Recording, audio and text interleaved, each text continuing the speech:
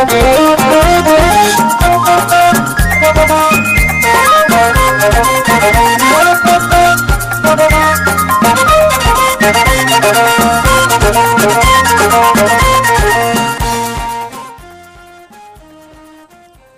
everyone, and thanks for joining us. This is AMECO Haber English service and you're watching our daily updates. I'm Gaila Damu. Stay tuned.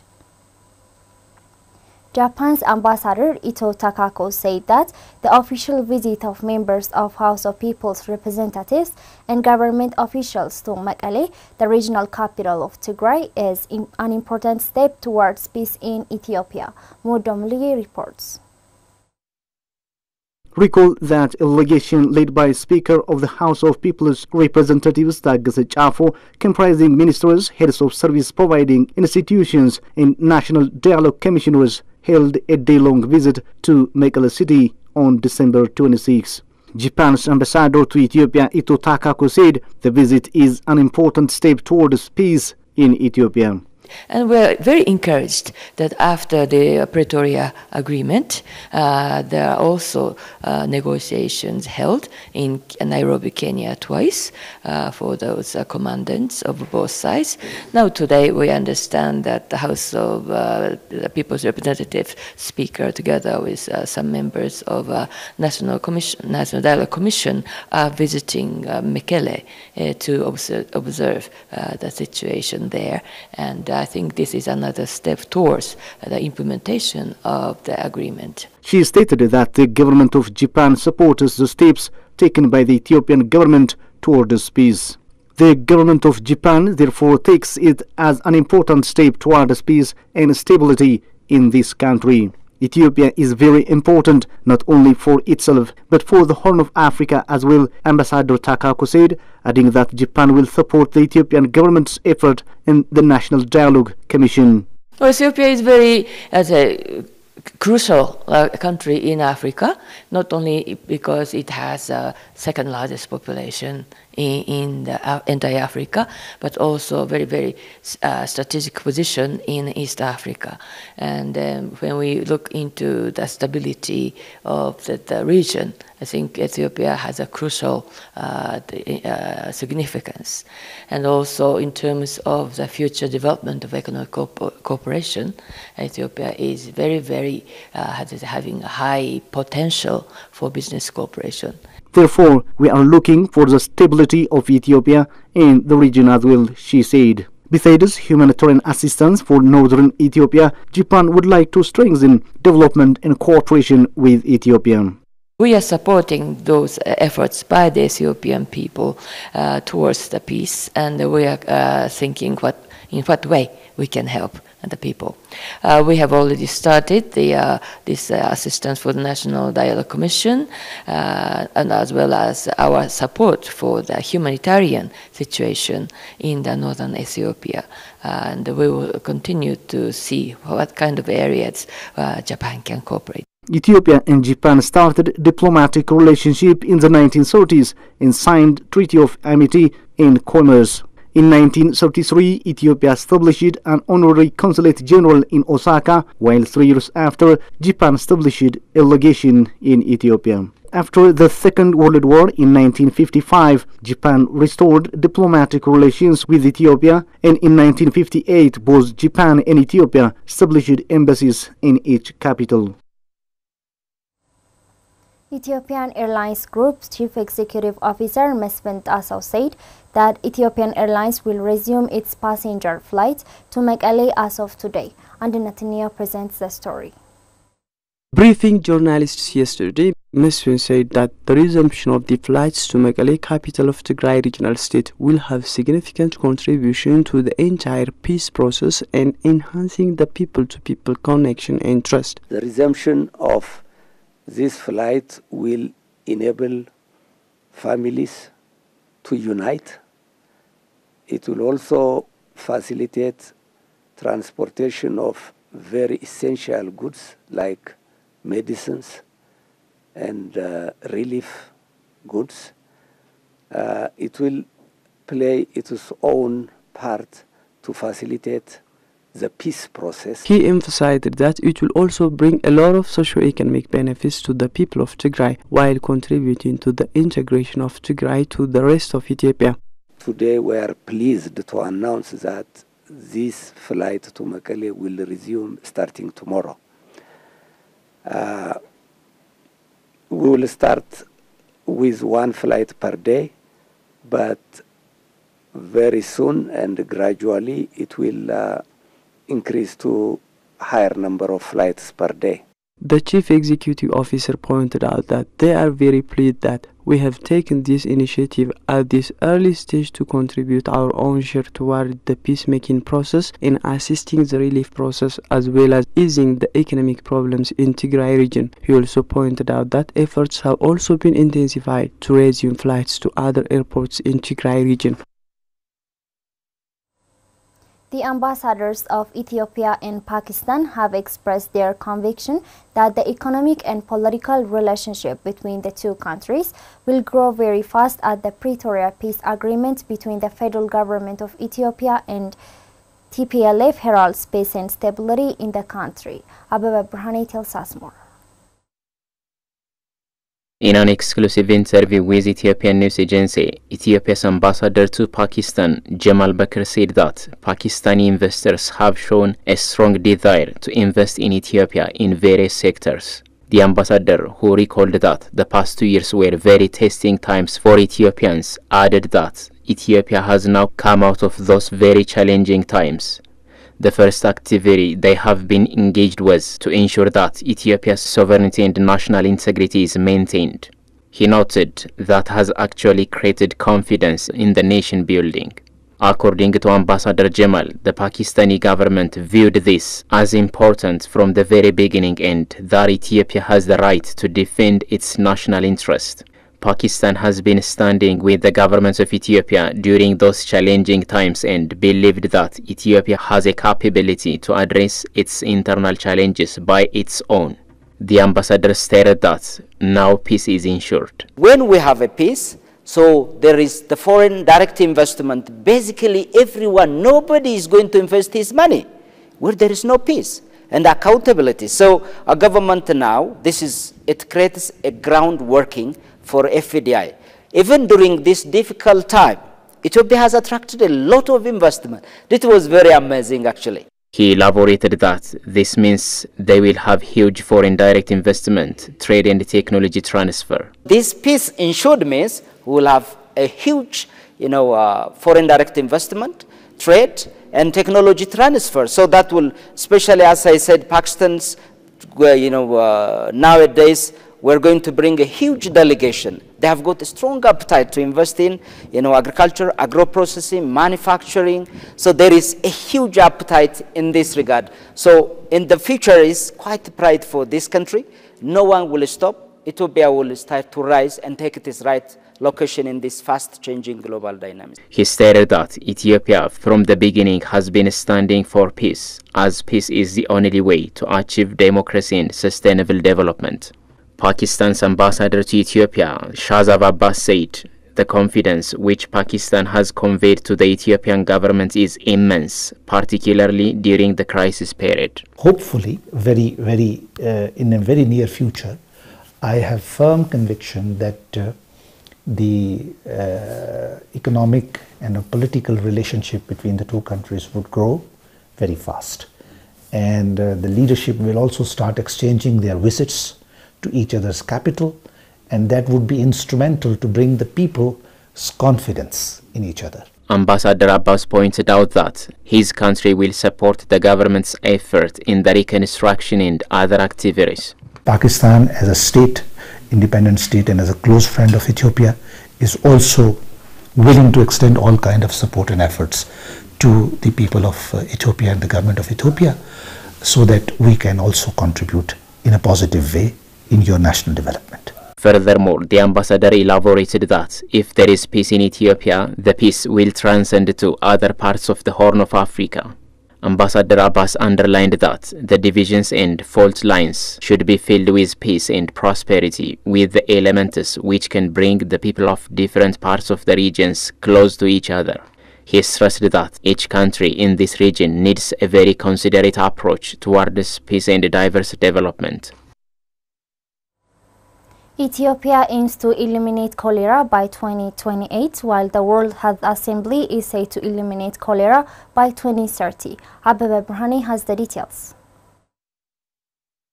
Roadmap 2030 is a new global strategy to reduce cholera disease and stop cholera transmission with the support of Global Task Force on Cholera Control. It aims to achieve a 90% reduction in cholera disease through the mobilization of cholera-affected countries. Ethiopian Public Health Institute is deliberated a high-level consultative and advocacy workshop on Ethiopia's National Cholera Control Plan. In her opening remark, Health Minister Liata Desa said cholera disproportionately affects the poorest and most vulnerable countries, affecting at least 47 countries worldwide, with an estimated 1.3 to 4 million cases and 21,000 to 143,000 deaths annually worldwide. She added that several cholera outbreaks occurred in different parts of the country from 2015 to 2021, resulting in over 105,000 cases and caused thousands of deaths. Leah said that the work of preventing and controlling frequent outbreak is very difficult and needs high cost, adding that, therefore, the government is doing extensive work with partners, stakeholders and development organizations to reduce the disease exposure of the community. Our government has officially launched this National Cholera Elimination Plan at the Global Task Force side event on the 75th World Health Assembly, which was held in Geneva, Switzerland on May 2022. This plan is a testament to the government of Ethiopia's commitment towards a multi-sectoral approach of reducing 90% of cholera deaths by the year 2030.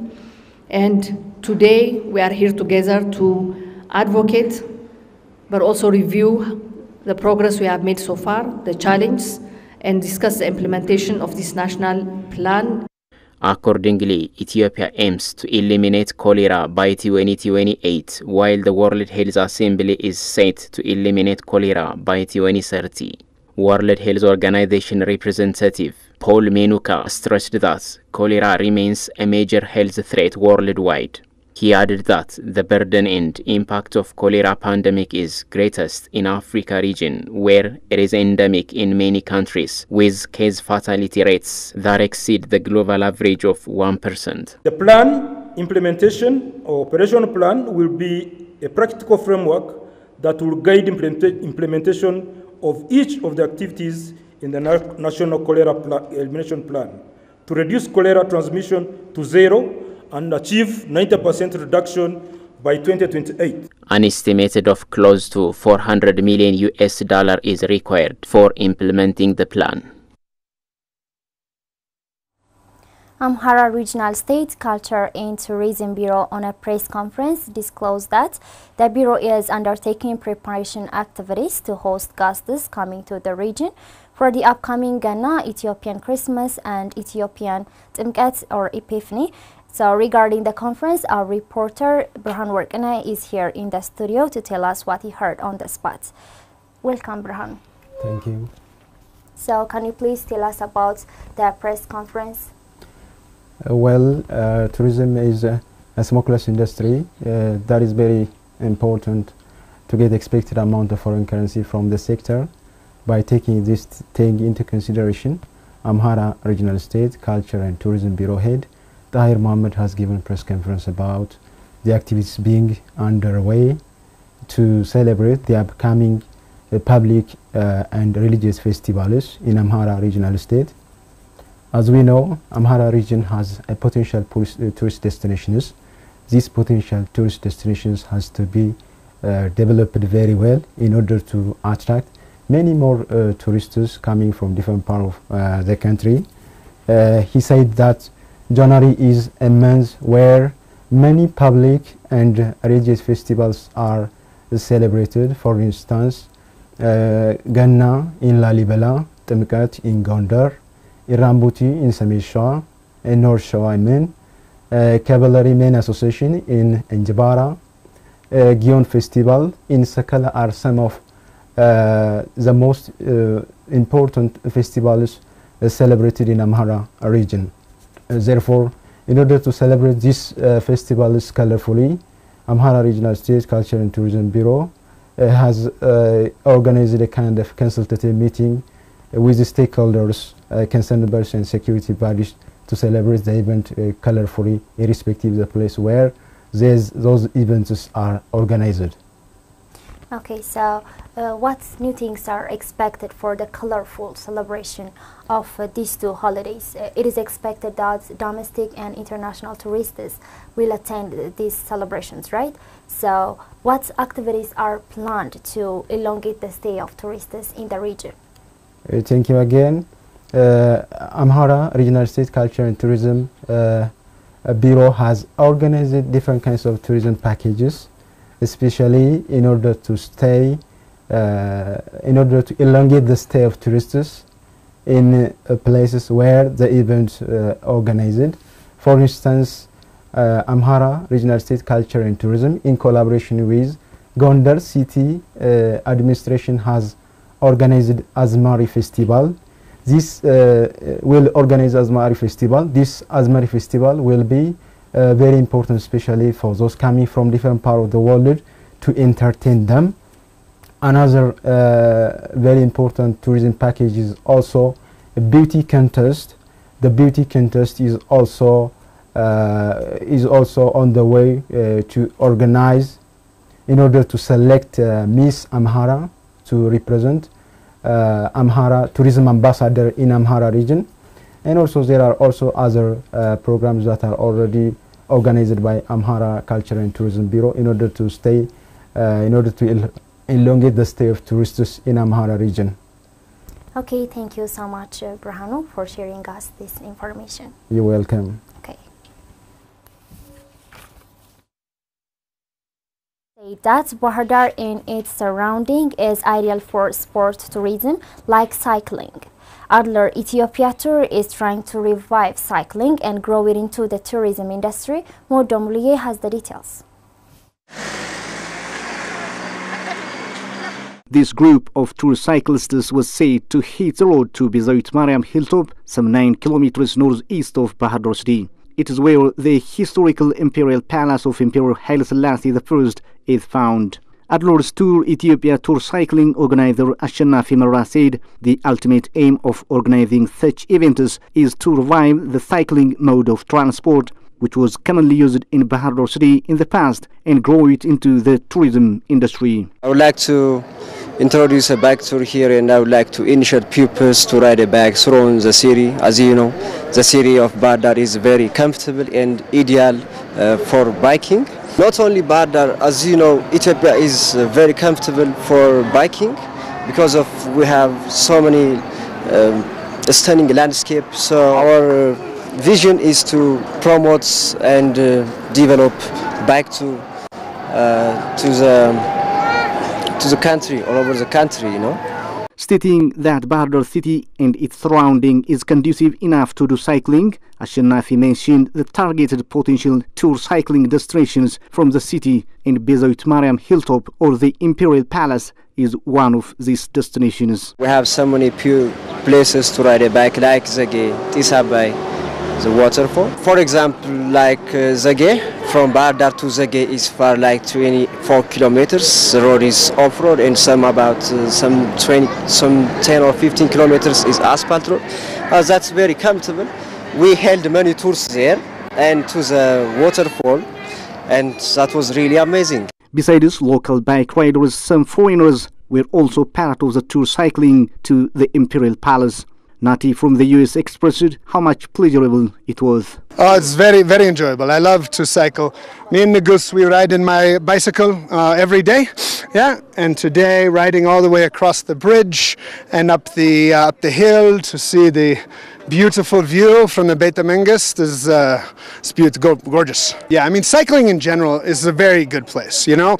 Me, I don't ride Bajaj, I do not take line taxi, I do not take car.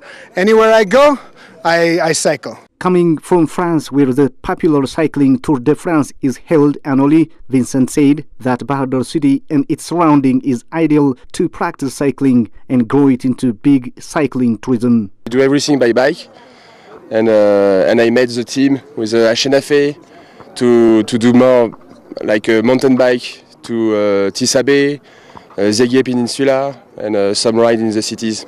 Yeah. You have planned to begin the bumpy ride in this Bahadar city. So how is it going on? Yeah, so it's a big project. I mean, we talked about it with HNFA, and it will be nice. So it's an international Swiss company who is doing pump track. So it's for small bike, but any kind of mountain bike. And the objective will be to build something with tarmac and with little jump, and you can pump. It's very nice for the kids to make them riding bike.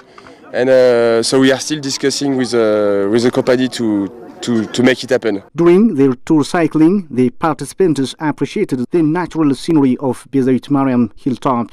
Beyond being the site of the historical imperial palace, the hilltop is a very strategic viewpoint for anyone going there to overlook the Abai or Blue Nile River, Lake Tana in Bahadar city itself. Yeah, it's very nice, very pleasurable. Sometimes I like to come here, and then there are the trails going down, yeah? And we go down to the Nile, you know, and walk there by the water, and we take the boat across to Pida campus, and it is a very beautiful, lovely walk.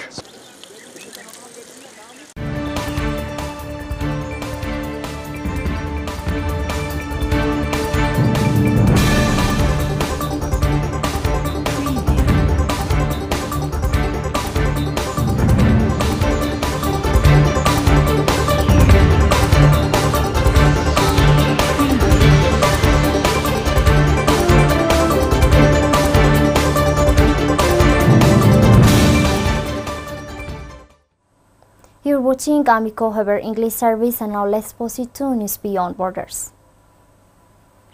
Gambia has set up an investigative panel and gave it 30 days to report back on last week's coup attempt following the arrest of more soldiers.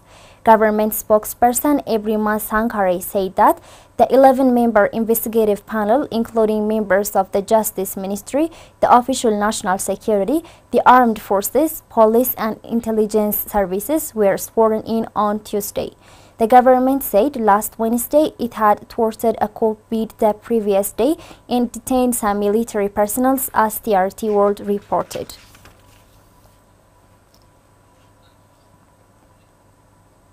Self-defense militia in Nigeria told AFP that Boko Haram militants have killed 17 herders and stole their cattle from clashes in the troubled northeastern Nigerian state of Borno. Militia leader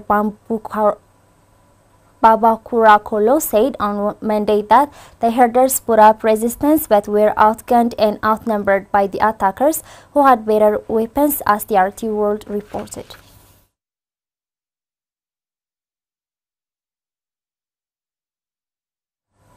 The United Nations Office for the Coordination of Humanitarian Affairs says 16,200 people have been displaced as a result of intercommunal clashes in Sudan's Bilal locality in South Darfur, and Nathaniel presents CGTN Africa reports.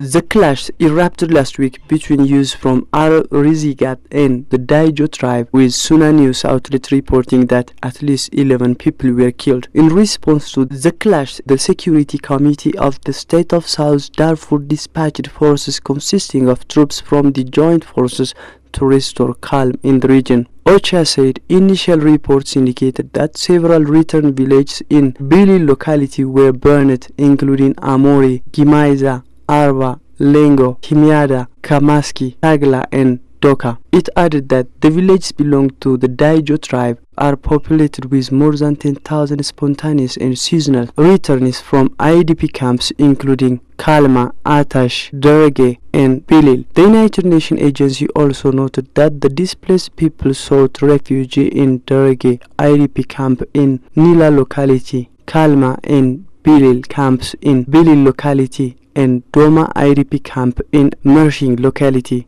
Others moved to Tamra, Shuge, and Ta'aisha village situated in Nitgia locality. The governor of South Darfur State, Hamid Muhammad Altigani Hanun, also declared a state of emergency in the state, as well as a curfew within Vili locality starting from December 24 until further notice.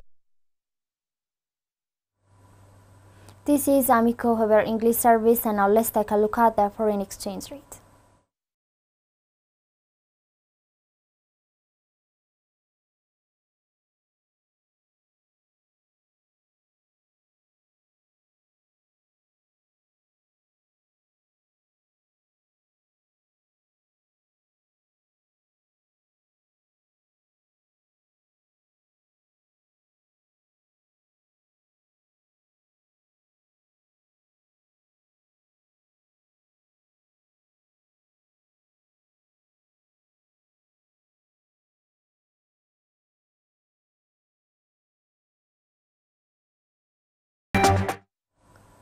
That's all the news we have for today. I'm Gaila Damu. Thanks for watching and stay tuned with the rest of our programs.